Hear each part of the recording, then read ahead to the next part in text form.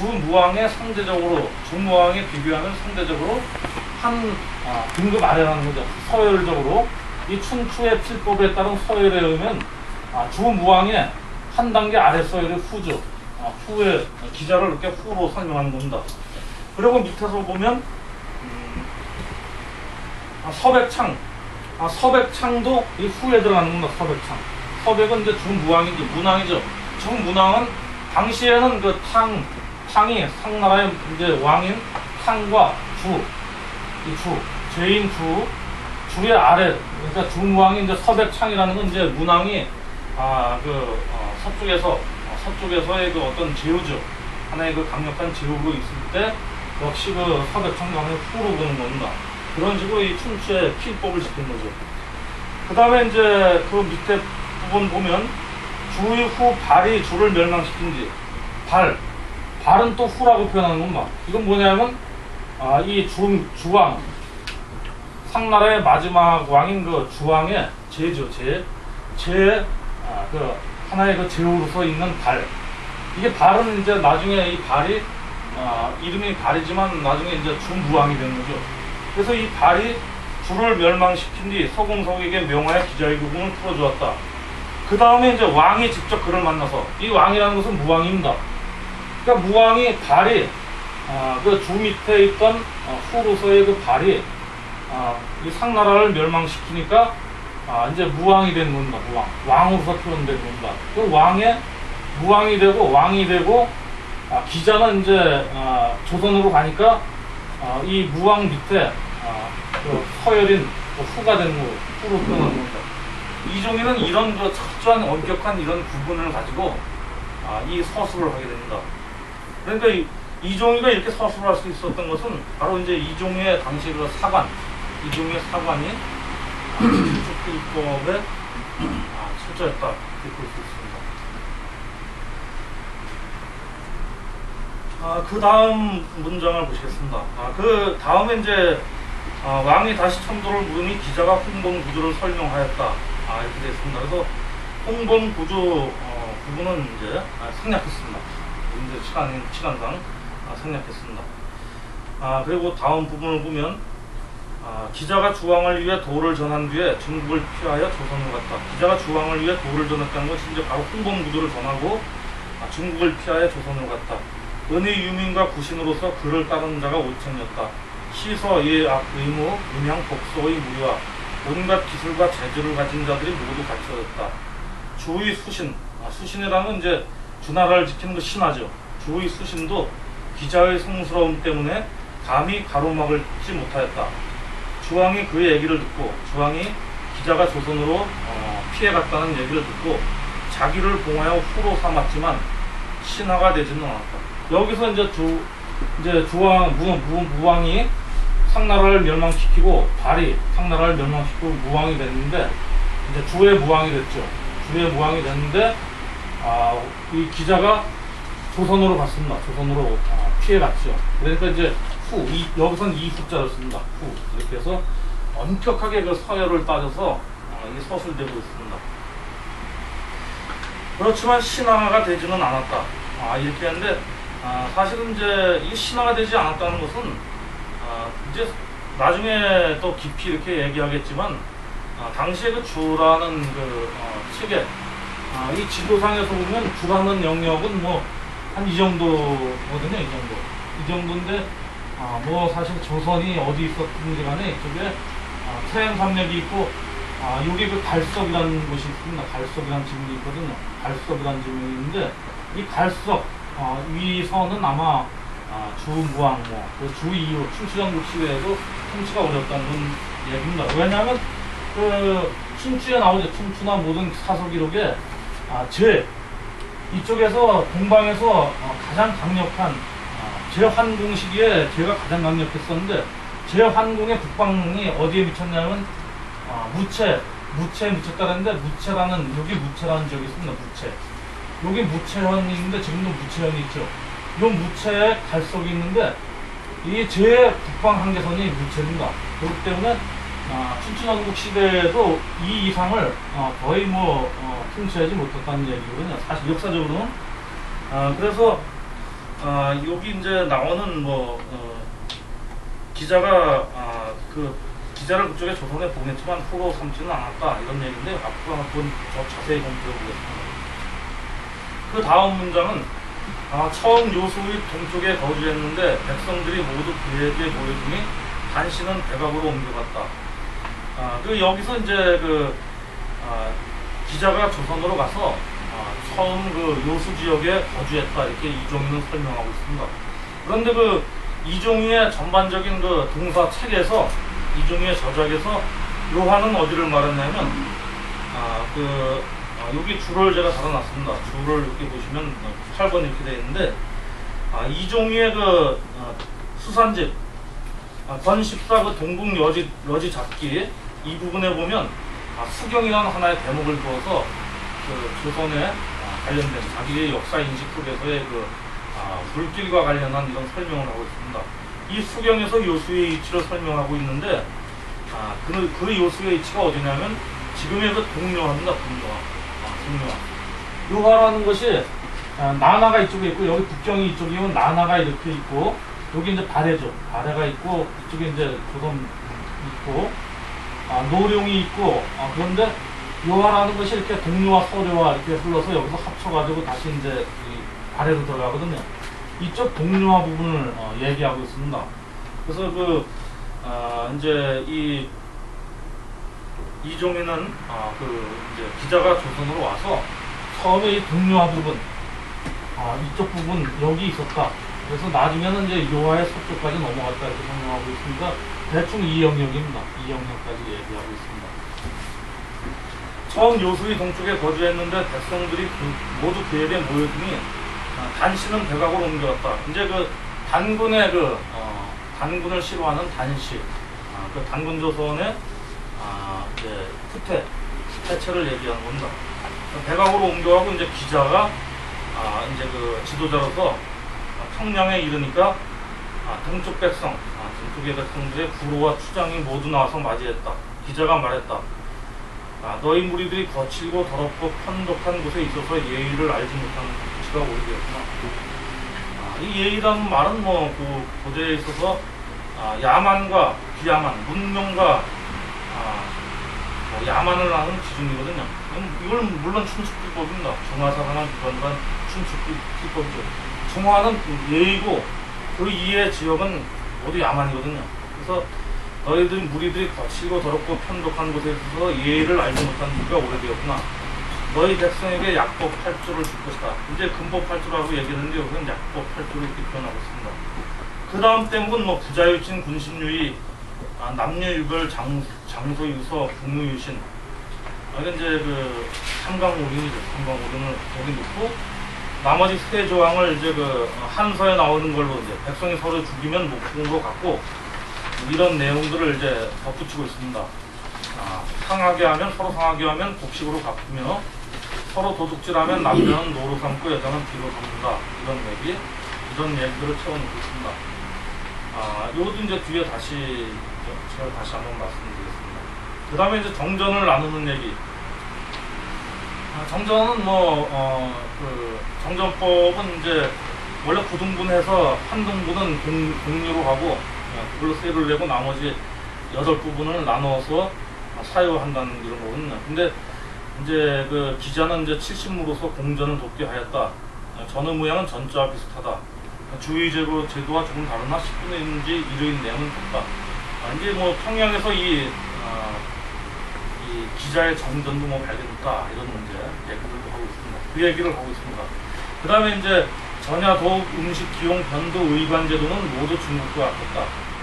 서쪽으로는 요하를 넘었고 서쪽으로는 이제 요하를 넘었다는 거고, 요하를 넘었다는 거고, 동북쪽으로는 여기 지금 발해 동경성 있는 데 가면 목단강이 있습니다.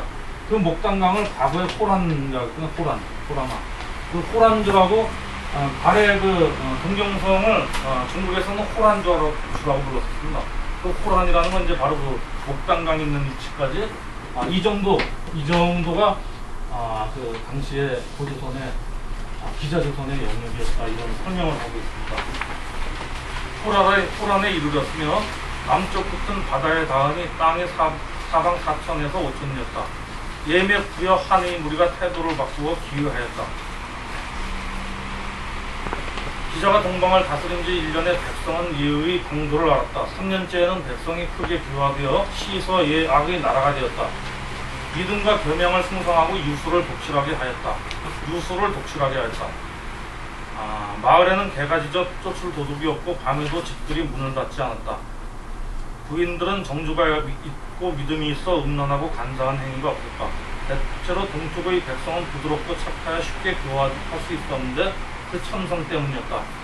이렇게 해석하고 있습니다. 이 부분을 이제 이렇게 문제되는 부분을 살펴보면, 이 1페이지 1쪽 이제 밑에서 다섯째 줄, 여섯째 줄, 요수의 동쪽에 거주했는데 단씨는 대각으로 옮겨갔다. 그 다음에 이제 예의를 모르던 곳에 와서 이제 약법 8조를 주고 부자유친, 금신주의, 남녀일별, 장유서, 국유신 이런 8조를 이제 언급하고 있습니다.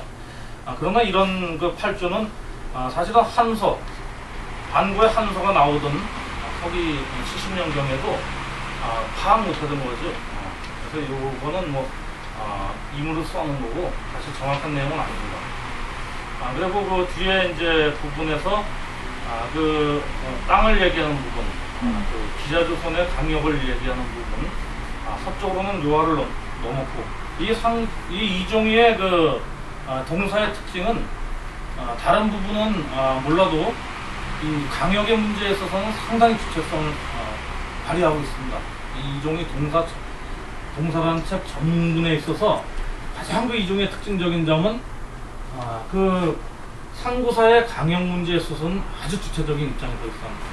그러니까 당시 이종희의 이 시기에 있어서 이렇게 넓은 영역을 상정한 것은 그런 서술가는 없었습니다. 상당히 넓은 영역 서술하고 있습니다. 그 평양을 중심으로 하긴 했지만 상당히 넓은 영역에 서술되어 있습니다. 이것은 이제 뒤에 단균교 5대 중지 포명서 이런데 이제 관련된 지도를 실을 때 대왕조 신선 원류 지도나 여러 가지 관련 지도를 삽입할 때 영향을 미치게 됩니다. 그러나 이제 이 전반적인 글의 서술에서 상당히 좀 중국적인, 중화적인 이런 입장에 서 있다는 겁니다.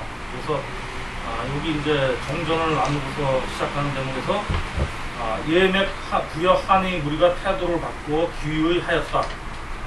귀의하였다 이렇게 쓰거든요. 이 귀의라는 표현은 그러니까 상당히 이것도 이제 좀 사대적인 표현이죠. 사실 귀의라는 이런 표현은 이제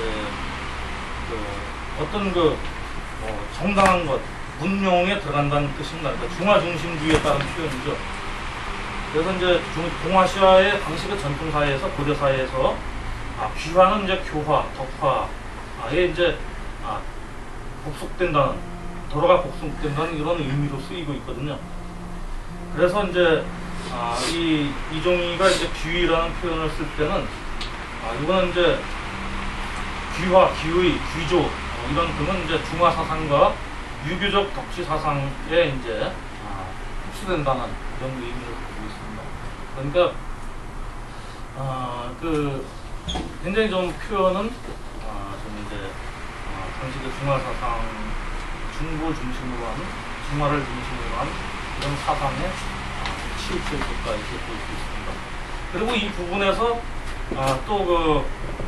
이제 3년째, 1년째는 이제 백성이 예의를 알았고 예의 방도를 알게 됐고, 기자가 와서 통치하니까 무지몽매한 이 백성들이 이제 1년 통치하니까 예의의 방도를 알게 되고, 3년째는 백성이 크게 교화되어 가지고 시서 예악의 나라가 됐던 겁니다.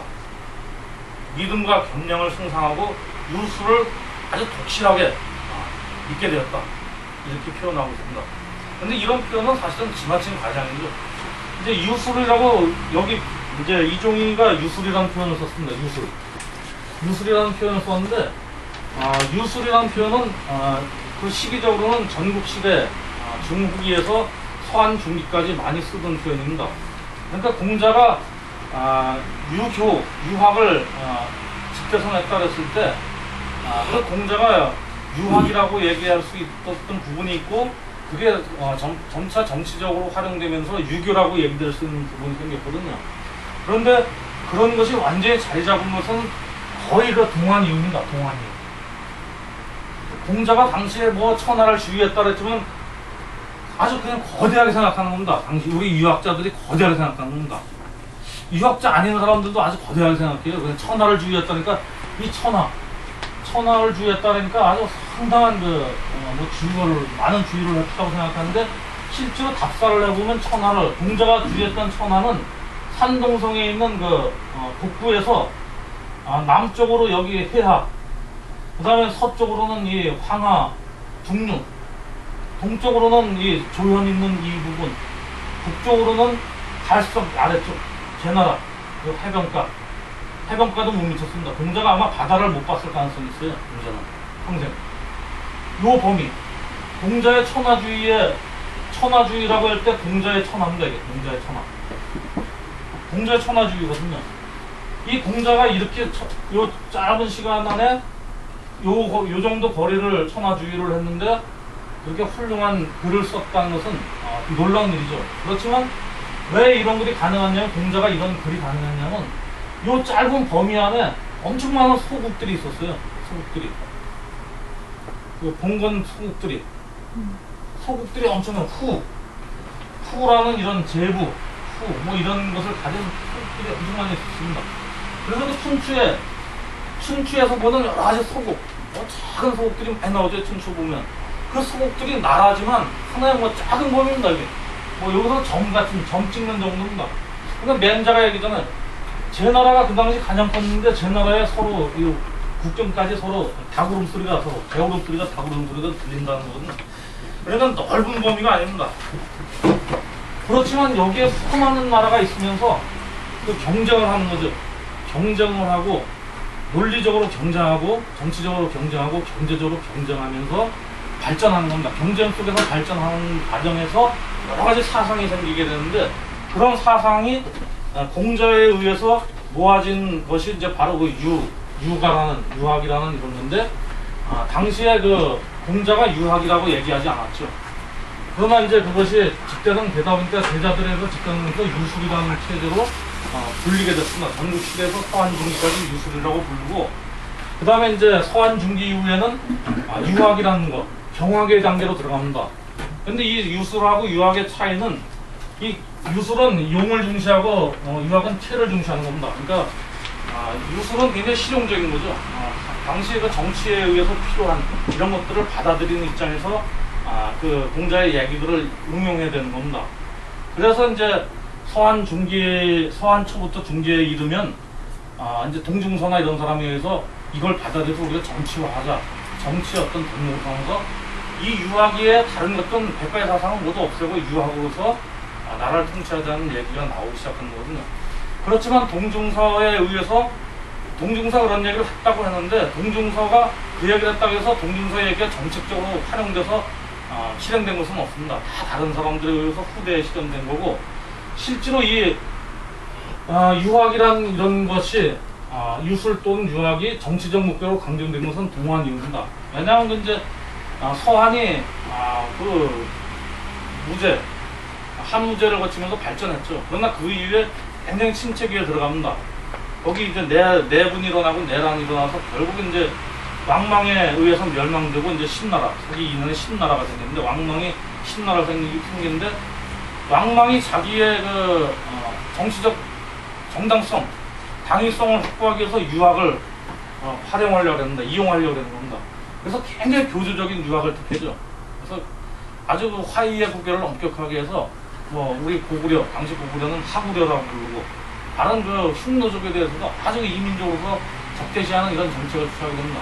그러니까 각지의 이민족들이 이런 중국을 이제 받아들일 수 없는 겁니다. 그래서 중국을 압박해서 왕망은 사실은 오래 못 간 거죠. 그래서 왕망을 뒤어서 이제 광무제가 집권을 하게 되는데 광무제도 이런 이제 정치적인 선택을 통해서 이 유학 유수를 이제 하나의 정치적인 어떤 국가 통합 이데올로기로 만들려고 하는 거거든요. 그래서 그 동한 이후의 시기, 이 판서를 쓴 반고가 판서를 쓸 무렵 그 당시에 와서야 이제 유학이라는 이런 것이 정치적으로 어느 정도 중국 사회에서 통용되기 시작하는 겁니다. 공자의 그 사후에 한 몇백 년, 400~500년이 지난 다음에 공자의 사상 체계가 이제 정리되기 시작한다고 이렇게 정리돼서 정치적으로 활용됐다고 이렇게 볼 수 있습니다. 그래서 이제 그 이종희 동사의 그 기자본기에서 만약 이런 대목 3년째는 백성이 크게 교화되어 기자가 왔기 때문에 기자가 그런 중국의 그 시서의 악을 전부 가지고 왔기 때문에 1년째는 백성이 예의 방도를 알고 3년째는 백성이 크게 교화되어서 유수를 독실하게 하였다. 이건 사실은 어려운 얘기죠. 당시 이런 얘기는 기자조선에 맞지 않는, 시대 상황에 맞지 않는 겁니다. 당시 기자조선의 시기가 서기전 11세기 라면 여기도 아직 공자가 나오기 전이죠. 유술이 일어나면 있을 수가 없고, 물론 그들의 어떤 전통적인 사상이나 가치, 정치관은 있었을지라도 이런 얘기를 하는 건 좀 어떻게 생각하십니까? 당시 이런 얘기 가능했겠습니까? 서기전 11세기 공자가 나오지도 않은 시기에 벌써 유수를 독실하게 하였다. 이건 좀 어려운 얘기입니다. 이런 서술이 이제 바로 그 조선시대에 그 역사 사학자들, 조선시대 주체성을 가지고 서술했다는 이런 사학자들도 이런 무슨 가지고 있습니다. 이런 무슨 좀 어디서 오냐면 유학을 중심에 두는, 중화를 중심에 두는 어떤 이런 사상 체계에서 이런 서술이 가능합니다. 유학의 가치를 스스로 높이는 이런 서술이죠. 그래서 이제 그 다음 대목, 그래서 그 점은 제가 한번 정확히 비판해 드렸고요. 그 다음 대목이 이제 기자가 죽으니, 2페이지가 중간쯤입니다. 기자가 죽으니 토산에 장사 지냈다. 여기서 이제 기자가 죽으니 이렇게 할 때 기자가 죽다는 표현을 훈자를 씁니다. 이 기자 훈자를 쓴다는 건 이제 당시에 이제 이것도 엄격한 틀에 맞춘 겁니다. 이 천자 왕이 죽으면 뭘 쓰냐면 이제 붕자를 쓰죠. 하늘이 무너진다는 천지가 무너진다는 붕을 쓰는데, 이제 제후가 죽었기 때문에 기자가 죽으니 할 때 훈자를 쓰는 겁니다. 엄격한 춘추의 틀로서 서술되죠. 철저한 거죠. 토산에 장사 지냈다. 이 토산이라는 지명은 사실은 동국여지 승남이나 이런데 토산이라는 지명이 나옵니다. 이 토산은 대체 어디로 설명되냐고 하면 황해도, 지금의 황해도 금천군, 신계군 이 일대에 있었던 지명으로 이렇게 설명되고 있습니다. 그래서 기자와 관련된 어떤 성씨는 이쪽을 자기네 성씨의 근원으로 생각하고 있습니다. 토산. 그러나 이 토산에 장사 지냈다. 이 얘기는 사실 많은 검증을 거쳐야 되죠. 이제 뒤에 이제 나오는데, 저희가 사실 기자의 무덤을 가봤거든요. 여러모로 검토하니까, 기자의 무덤이다. 이런 표현은 이제 한번 정말 우리가 역사적으로 보존해야 겁니다. 그 다음에 이제 태자를 즉위시켰는데, 사서에서 그 명시가 누락되었다. 이제 기자가 죽고 나서 토산에 장사 지내고 태자를 즉위시켰는데 사서에서 그 명시가 누락되었다. 그 이후에 기자 이후에 세계가 안 나오는 겁니다. 그러면 뒤에 그걸 만들어 놓죠. 뒤에 기자의 세계를 만들어 놓는데, 이런 기자의 세계가 뒤에 작성된 것이 어떻게 작성됐냐면, 주로 어떤 성씨들이 기자를 선조로 하는 어떤 성씨들이 세계를 만들어 놓은 세계를 만들어 가는 겁니다. 또 그것을 사서에 끼워 맞추는 이런 작업들이 이루어지거든요. 그 작업이 현재도 계속되고 있습니다. 저는 이제 평택임씨인데, 평택임씨 여주파거든요, 저는. 근데 평택임씨의 그 조상을 어디서 찾냐면, 당나라 때 팔자 급자 조상에서 당나라에서 온 분을 이제 조상으로 하고 있거든요. 그건 이제 조선 족보에 쫙 써 있습니다. 그러나 그건 사실은 말이 안 되는 거죠. 조선에서 족보가 생긴 거는 뭐 고려 이후 거의 조선시대, 보통 사람들은 조선 이후, 조선 중기 이후에 족보가 생긴 건데 그때는 없었죠 사실은. 성도 이렇게 가지게 된 것은 많은 시간이 걸린 게 아닙니다. 중국 사람들도 마찬가지고. 그래서 중국의 그 황제릉, 저쪽에 서안 이쪽에 황제릉에 가보면 거의 모든 성씨, 한자를 성씨로 쓰는 거의 모든 성씨가 황제로부터 분열되어 나왔다고 아주 도면을 쫙 걸어놨습니다.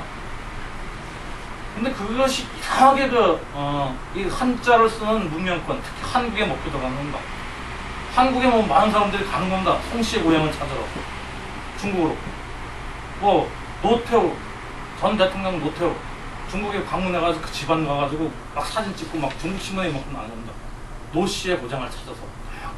뭐 한국의 임씨들도 가가지고 임씨, 유명한 스님 저런 거 있고, 임윤아 스님. 이런 분 가가지고 막 사진 찍어서 막 임씨의 고장, 팔자급자인데 더 거슬러 올라가면 미자라는 겁니다. 미자. 비간 미자. 거기가 임시의 고장이다 해서 거기 가면 뭐 기적도 쓰고 났거든요. 근데 이런 거는 사실은 역사 사실이 아니거든요. 성씨라는 것은 나중에 필요에 의해서 후대들이 만드는 거죠. 성씨가 왜 필요한지는 잘 아시잖아요. 당시에 귀족과 신분의 차이는 여러 가지 신분 차이에 따라 불평등이 오니까 귀족들은 그런 성씨를 가지고 뭐 양반이 되면 여러 가지 병역 혜택도 받고 병역 면제도 가는 거죠. 요즘 말로 하면 그런 거 여러 가지 세금의 면제, 여러 가지 자기의 신분 상승에 위한 이런 사회 구조, 불평등 구조 속에서의 신분이라는 건 뭐 명확하잖아요. 차별이라는 건 그걸 극복하기 위해서 여러 가지로 이제 성씨를 만들어내고 그게 음으로 양으로 이루어져서 많은 성씨들이 분화돼서 생긴 거거든요. 그런데 그런 족보를 가지고 이제 그렇게 따진다. 중국이다 조상이다 하면 한국의 모든 거의 사람들은 중국의 이 중화의 틀 안에 갇힌 거죠. 그래서 사실 아주 위험한 겁니다. 그래서 그런 어떤 우리 한국 사람이 가지고 있는 이 가계의식, 잘못된 가계의식은 조금 수정이 필요하지 않나 이렇게 생각합니다. 그래서 이 태자를 즉위시켰는데 기자의 태자, 이 사서에서 그 명시가 누락됐다. 이 전혀 모르는 겁니다, 이거. 그러나 이제 나중에 보시면 이걸 다 채워놓습니다. 기자 세가를 만들고 채워놓습니다. 기자는 병술에 태어나 기묘에 동국에 들어왔고 무오에 죽었다. 40년 제위했는데 대체로 조선의 후 기자는 주의 무왕과 같은 시대였고 향년은 93세였다. 이 사실은 이제 이 내용은 좀 약간 어긋나는 내용이거든요. 40년 제위했는데 93세에 죽었다. 근데 이제 실제로 우리가 뭐 기자묘를 가봤습니다. 가봤더니 93세에 돌아가신 건 아니고요.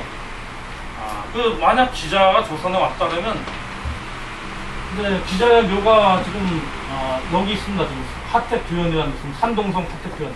산동성에서도 아주 남쪽에 있습니다. 만약 기자가 이 조선반도에 있었다. 그러면 93세에 돌아가셨는데 여기서 돌아가셨다. 여기서 돌아가셨는데 무덤은 여기 있다. 근데 또 중국 학자들은 여기로 이동했다는 거거든요. 여기로 이동했다. 그렇다면 나이 70세가 돼도 이런 여행 고대사에서는 불가능했을 겁니다. 진시황이 가장 진시황은 자기가 방대한 토목공사를 했잖아요. 진시황이 소위 말하는 만리장성도 쌓았지만 이 자기의 함양에서 이쪽에 포두라는 데까지 옛날에 지금으로 하면 고속도로를 뚫은 사람이거든요. 진직도라는 도로를 뚫고 자기의 마차를 잘 만들어서 많이 돌아다녔죠. 그래서 진시황이 갔던 것도 이쪽 동쪽에 대게, 갈서, 태원 위에 포두 이런 정도의 범위입니다. 이런 정도의 범위거든요. 그것도 이동거리가 한 번 여기 왔다 가면 한 달, 두 달입니다. 당시에 기자의 시기에 이런 도로 상황이 발달 안 되는 데서 조선에 왔다가 돌아가려면 아마 날 많이 걸렸을 겁니다. 또 연세도 많으셨고. 그래서 저희가 이런 과연 기자에 대한 이런 여기 기자본기에 실린 것 같은 이런 것이 사실일까? 우리 한국 상고사에 있어서 기자의 의미는 어떤 것인가? 이런 것을 뭐 한국에 선구사를 연구하는 분들이 많이 근무하고 있습니다. 그래서 저희도 국가경무소에 우리 김동환 선생님과 저도 답사를 다녔습니다. 그래서 다음 페이지에 보시면 우리 답사 다니는 사진이 실려 있습니다. 여기 바로 이제 입장에 보시면 하남성 그 카택시 주변의 기자총, 다니까 기자총이 정말 있습니다. 이 사진은 좀 정리했습니다. 이 기자총이 있는데 그 기자총 앞에는 이제 비석들이 많이 써 있습니다. 비석들이 많이 써 있는데 상당히 그 뭐 권위 있는 대만의 그 연구기관, 중국의 연구기관 이런 데서 보존해서 이 비석을 세웠고 이것이 이제 중국의 문물 단위로 보호되고 있습니다. 그런데 여기 그 비석 중에서 그 큰 비석을 좀 확대하면 이렇게 나오는 겁니다. 큰 비석을 확대하면 이렇게 나오는데 이 비석의 내용은 똑같습니다. 보통 일반적인 서술입니다. 이거는 1990 몇 년에 세운 비석인데요. 여기 이제 기자의 사적이나 이런 걸 잘 정리해서 이 기자의 역사적 의미, 기자 묘의 역사적 의미를 여기 써놨습니다. 그래서 이 처음 대목은 기자는 자성이고 명은 서여다. 국가를 기자의 기에 봉했기 때문에 기자라고 했다. 이런 식으로 쭉 나가는 겁니다. 그런데 중국에서 이것을 세우면서 여기에 한국의 책에 두 가지 응용되고 있습니다. 하나는 뭐냐면 해동역사. 해동역사가 여기에 응용되고 있습니다. 조선사서 해동역사에는 기자가 5,000명을 데리고 조선으로 들어갔다. 시서, 예약, 의학, 복서를 데리고 모두 들어가서 가르치고 해서 문명, 중국과 같은 이런 예약을 하는 이런 문명국가로 만들었다. 이렇게 설명하는 부분이 있고, 또 하나 중국 책은 이제 상서대전.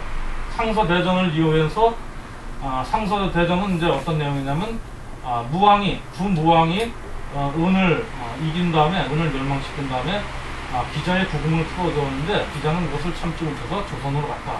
이런 내용. 그 다음에 또 하나가 삼국사기를 인용하고 있습니다. 조선의 그 삼국사기는 기자가 조선에서의 그 첫 번째 왕조에 놓여 있다고 이렇게 서술하고 있다. 그리고 여기 또 어떤 문구가 있냐면 고려로부터 그 기자가 조상으로 숭배되기 시작했다. 조상으로부터 조상으로 숭배되기 시작했다. 그리고 나중에는 농신으로 칭해졌는데 기자가 최후에 주로다가 돌아오면서 나이가 많아서 병이 걸려서 도중에 죽었다. 그래서 그 조현에, 여기 이제 조현입니다. 조현에 묻히게 됐다는 이런 기재가 여기 되어 있습니다. 그런데 이제 저희가 이 기자의 무덤을 가보고 또 이제 기자의 고향, 기자가 이 수산집 그 기자공기 처음 부분에 기자가 처음 기에 봉해지며 자의자기를 얻어서 기자로 불리게 됐다 이렇게 얘기하고 있습니다. 그래서 기땅이 어디냐면 중국에서 학자들은 기땅을 여러 군데로 설명하고 있습니다. 그 가운데 한 곳이 태국이라는 곳입니다. 태국. 이게 이제 기자의 그 고향인 기자가 봉해졌던 기라는 땅에 태국이라는 지역에서 낸 자료집인데 여기 보면 이제 기자 얘기가 이렇게 쓰입니다.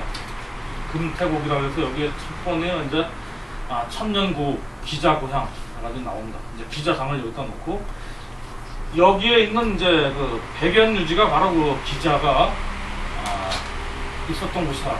이런 관점을 보이고 있습니다. 이 산서성이라는 지역은 기자의 고향뿐만 아니라 영제시 산서성에 가면 중국의 그 각종 성인들의 고향이 다 여기 있습니다. 바로 이 영제라는 지역인데 여기 가면 요순이 여기 나란히 있습니다. 요순이 여기 나란히 있고 이제 그 기자가 있었던 태국은 이제 이 정도입니다. 이 정도. 그 다음에 여기 장치라는 데가 있는데 이 태양산맥의 서쪽입니다. 그 장치라는 데는 바로 뭐가 있냐면 이제 장치현에는 염제신농, 염제신농입니다. 염제신농의 그 유적이 이제 여기 있었다 이렇게 이제 설명하고 있습니다. 염제신농의 유적은 이제 이 염제신농은 그 양을 토템으로 했는데요.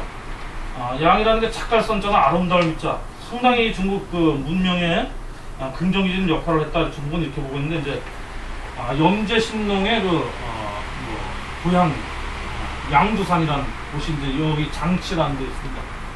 장치라는 데 있죠. 이쪽으로 가면 이제 여기가 처음에 성나라의 시조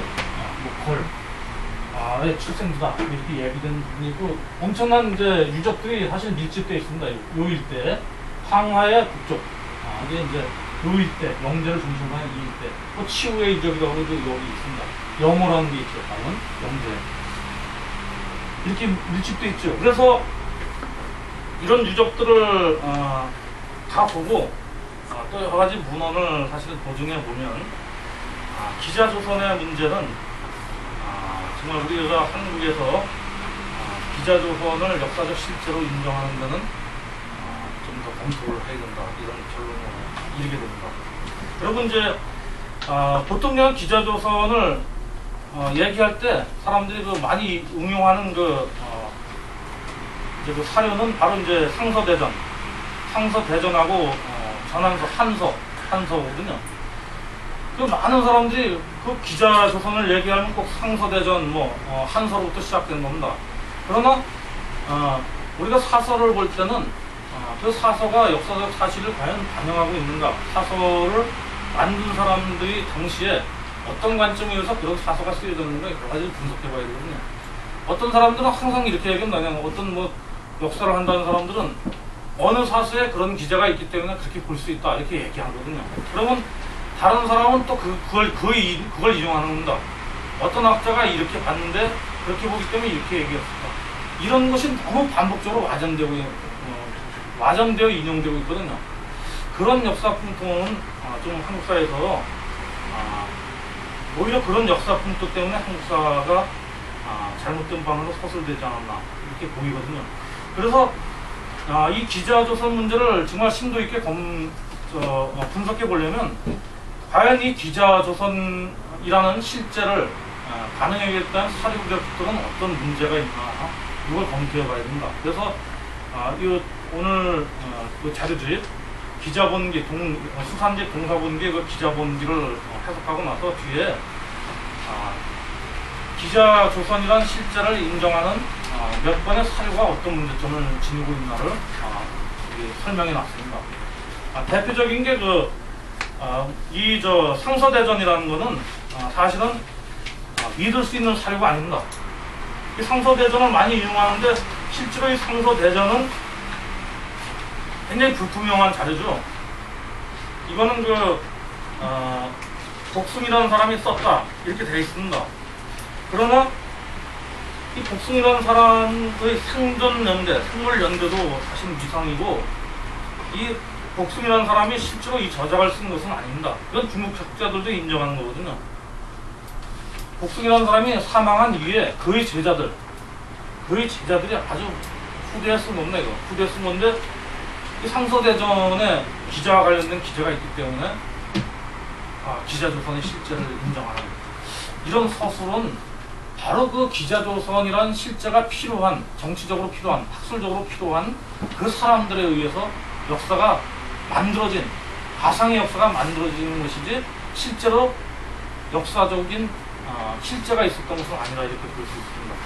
그 다음에 이 상서대전을 넘어서 그 기자조선의 근거로 아주 자주 인용되고 꼭 인용되는 게 바로 이제 사마천 사기와 한서입니다. 근데 사마천 사기는 사실 기자조선에 대해서 간단히 언급한 정도입니다. 그냥 사기, 송미자 세가 이런 것을 쓰면서 기자가 그냥 조선으로 갔다, 이렇게 언급해 놨거든요. 그리고 그 사마천 사기는 여러분들이 더 잘 아시겠지만, 사마천이란 이 역사가는 자기가 직접 한무제에 조선전을 목격한 사람이거든요. 목격하고 조선전을 썼습니다. 조선전을 썼지만 조선전 앞부분에 조선에 대한 설명을 붙이지 않았습니다. 그리고 조선과 전쟁된 사실을 기록하고 뒤에 조선이 멸망하고 사군을 두었다. 그런 표현은 했지만 사군이 어디 있는지도 언급하지 않았습니다. 자기가 본 내용을, 자기가 장대에 본 내용을 언급하지 않은 거거든요. 그런데 뒤에 한서를 쓰면서 반구는 이제 조선과 기자의 문제를 관련지어서 조금 상세히 언급하고 있습니다. 거기 기자의 팔조목금 얘기라든가 금법 얘기라든가 기자가 조선에 가서 예학을 가르치고 이런 내용들 이런 것이 이제 바로 많은 사람들이 인용하는 것은 이 한서죠. 한서의 지리지에 나오는 대목입니다. 그런데 이 한서 지리지에 나오는 대목을 잘 분석해 보면 사실은 많은 모순점을 지니고 있죠.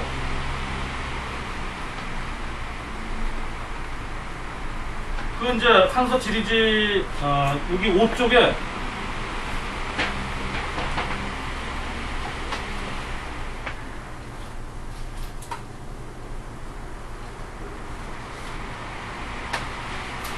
그쪽에 이렇게 언급해 놨습니다. 그래서 요거 시간이 많지 않습니다. 그래서 간단히 말씀드리면 이제 그 한서 지리지를 반구가 썼는데 그 안사고는 이제 당나라 시기 사람이죠. 당나라 시기 사람이 그 줄을 달았어요. 그 줄을 달은 것도 주도 달아놨는데 여기 보면 이제 팔조 법금 얘기 나오는 데 있어서 이렇게 있습니다. 낙랑과 조선의 백성들에게는 어기는 것이 금지된 팔조가 있었다. 사실 이 대목은 기자가 가기 전에 팔조법금이 그 나라에 존재하고 있었다는 얘기거든요. 그런데 후한서에 가면 이제 이걸 갖다가 바꿔놓죠. 기자가 가서 가르쳤다, 기자가 만들었다 이런 식으로 가르치는데 한서에 서술된 것은 이 문맥을 보면 원래 기자가 가기 전에 그 나라에 있던 겁니다. 팔조가 있던 거죠. 그런데 안사고는 여기에 줄을 달면서 팔조 모두를 확인할 수는 없다고 하였다. 이렇게 썼거든요. 그러니까 당나라 안사고가 당시에 모든 당대의 책들을 자료들을 수집해서 이 한서에 줄을 달 때 그 팔조법금 내용을 확인 못한 겁니다. 그러나 이종의 수산집에는 팔조법금 내용을 8가지를 써놨어요. 부자유친, 군신유의, 남녀유별, 장소, 유서, 북유신, 삼강오륜에 있는 5가지를 앞에 더 붙여놓는데 이런 서술은 역사적으로 안 되는 거죠. 그리고 이제 이 한서에 시간이 없어서 그 대체적인 요지만 말씀드리면 이렇습니다. 이 한서의 이 지리적인 문제점은 어디서 출발하냐면 한서가 쓰여진 시기는 이 한서의 상전연대는 이 사람이 한 90년 서기 90년까지 살았습니다. 서기 90년까지 살았는데 이 한서가 쓰인 건 70년대 이후 거의 80년대 서기 80년 한서를 다 완성하지 못하고 있어서 그의 여동생 단초인가요? 그 여동생이 덧붙여서 완성하게 되는데요. 이 한서를 쓸 때, 한서 지리지를 쓸 때는 당시 변화된 그 지형, 정치 지형이 담겨 있는 겁니다. 그 당시에 그 반구가 볼 수 있었던 독특한 정치 지형이라는 것은 어떤 거냐면 바로 이런 내용입니다. 그 낙랑군이라는 게 있었는데요. 서기전 108년 이 한무제가 조선을 쳤습니다. 그건 사실이거든요. 역사적 사실입니다. 조선을 쳤는데 조선이 여기 있었든지 어디 있었는지 조선을 쳤습니다. 그래서 낙랑군을 만들었는데 이 낙랑군을 서기 37년에 고구려가 점령을 해버립니다. 고구려가 낙랑군을 해체시켜버리거든요. 그런데 당시 고구려의 강역이 이쪽 국방입니다. 요하를 완전히 둘러싸고 있는 이 국방인데 서쪽 국방은 나나를 넘어가는지 어쩐지는 알 수 없지만 이 당시에 이 남쪽에 서기전 32년 이전에는 낙랑국이라는 존재가 존재하고 있었습니다. 체리라는 사람이 왕으로 있는 낙랑국이라는 게 존재하고 있었는데 이게 삼국사기에 보면 서기 32년에 고구려가 먼저 낙랑국을 치게 됩니다. 낙랑국을 점령하고 서기 37년에는 이 낙랑군을 치게 됩니다. 근데 서기 37년이라는 이 시점은 어떤 시점이냐면 고구려가 서쪽으로 전진하는 시기입니다. 서쪽으로. 나나를 넘어서 서쪽으로 전진하는 시기거든요. 고구려는 다 서쪽으로 전진합니다. 그래서 심지어 고구려가 여기 있는 이 태원 일대까지 점령하거든요. 태원 일대까지 공격해서 점령하게 됩니다. 서쪽으로 전진하는 시기죠. 이거는 삼국사기에 나왔습니다. 타원을 점령한 거. 이런 시기에 서기전 37년에 낙랑군을 점령했는데 낙랑군은 서쪽에 있습니다. 그래서 어디냐면 이게 바로 지금 그 남하의 서쪽에 바닷가에 있는 그냥 국가입니다. 이거 뭐 한국의 통설은 아니지만 여러 가지 정황은 이렇게 되거든요. 전체적인 얘기를 구성하면 이런 겁니다. 서기전 32년에 고구려가 낙랑국, 평양 쪽에 있는, 지금의 평양 쪽에 있는 낙랑국을 점령하고 37년에 서진하면서 낙랑군을 점령하게 됩니다. 그때 이쪽에 그 동환, 후한이죠. 동환의 정권은 누구냐면 광무제입니다.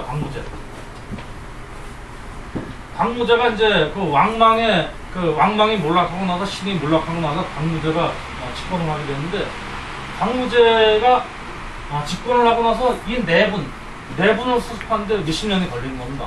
그래서 서기 37년에 고구려가 낙랑군, 지금 이 남하 서쪽에 있는 낙랑군을 점령했는데, 이 광무제 당시 정책은, 대외 정책은 공격을 안 하는 겁니다. 대응을 안 하는 겁니다. 왜냐하면 내분의 수습이 급했던 거죠. 그래가지고 대응을 전혀 못하고 있다가 어느 정도 수습된 다음에 이 광무제가 44년에 역사기지에 딱 나오는 겁니다. 바다를 건너서 낙랑을 점령해서 다시 낙랑군을 만드는 겁니다. 바다를 건너는 겁니다. 바다를 건너서 낙랑군을 새로 만들게 됩니다. 고구려는 서쪽으로 점령하고 오히려 광무제는 44년에 바다를 건너서 낙랑군을 점령하게 됩니다. 이런 그 관계는 어떻게 형성되냐면 고구려의 강력한 서진에 맞서서 광무제가 이 낙랑군을 다시 회수하기에는 너무 어려운 거죠. 이게 안 되는 거죠. 당시는 너무 대서입니다. 여기 위에 있던 선비나 이런 것들이 또 고구려하고 연합돼 있었던 당시는. 그러니까 고구려로서는 이 광무제로서는 이런 고구려의 서진을 압박할 수 있고 자기네들이 장기적인 대정책을 펼 수 있는 좋은 것으로서 이 낙랑국을 멸망된 낙랑국을 점령해서 다시 그 낙랑군을 세우는 거였거든요. 이 낙랑군이 성립되고 나서 그 여러 가지 이제 그 당시에 이쪽에 있던 세력들도 작은 수국들도 이 낙랑군에 광무제가 다시 44년에 설립한 낙랑군에 부응하게 됩니다. 왜냐하면 당시 이 남북 사실은 이제 여기 당시 수국들은 우리의 역사 상식과는 다르게 강한 연대감이라든가 것을 별로 많이 형성하고 있지 못했습니다. 사실은 이 남북의 역사 국가들이 그런 관계에서 견제를 위해서 사실은 이걸 중심으로 해서 이쪽에 좀 뭉치게 되죠. 그리고 이제 오늘 말고 다음 기회에 다시 기자 봉기를 얘기하지만 그렇다면 기자가 우리 한국 상고사에 어떤 식으로 영향을 미치고 있을까? 그 부분이 바로 이 낙랑군 이런 것과 관련된 겁니다. 가장 대표적인 거가 여기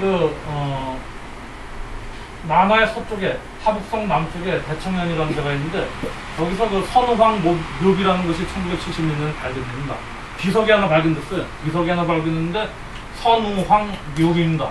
선우황이라는 사람의 묘비가 발견했는데 그 선우황이라는 사람의 조상을 쭉 언급하고 있는데 선우라는 이런 성은 기자의 후예다 이렇게 얘기되고 있습니다. 기자의 후예인데 그러면 그 학자들이 기자의 후예다. 선우왕이 기자의 후예인데 선우 씨의 족보도 뭐 여러 가지 그 가계를 보니까 선우가 어느 지역에서 왔냐? 이 태원일 때, 태곡일 때. 선우의 원래 그 원거지는 이쪽입니다. 이쪽에서 이쪽으로 온 겁니다. 이쪽으로 와가지고 거기 거주하면서 서기 한 100몇 년경에 거기서 활동하다가 죽어가지고 나중에 여기에 비석을 세우게 된 겁니다. 그래서 우리가 더 역사적으로 거슬러 올라가면 여기 중산국이라고 있었습니다. 중산국.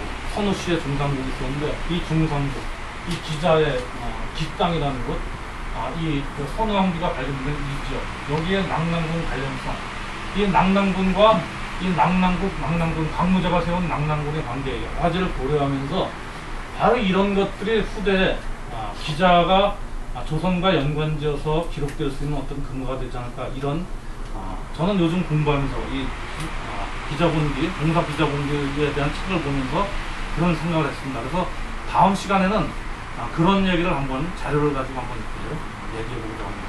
오늘 뭐 좀 짧은 시간에 많은 얘기를 제가 하려다 보니까 능력도 안 되고 좀 부족한 얘기를 했습니다. 좀 많이 가르쳐 주시고요. 앞으로 더 열심히 공부하겠습니다. 좋은 자료를 좀 주셨으면 좋겠습니다. 네, 감사합니다.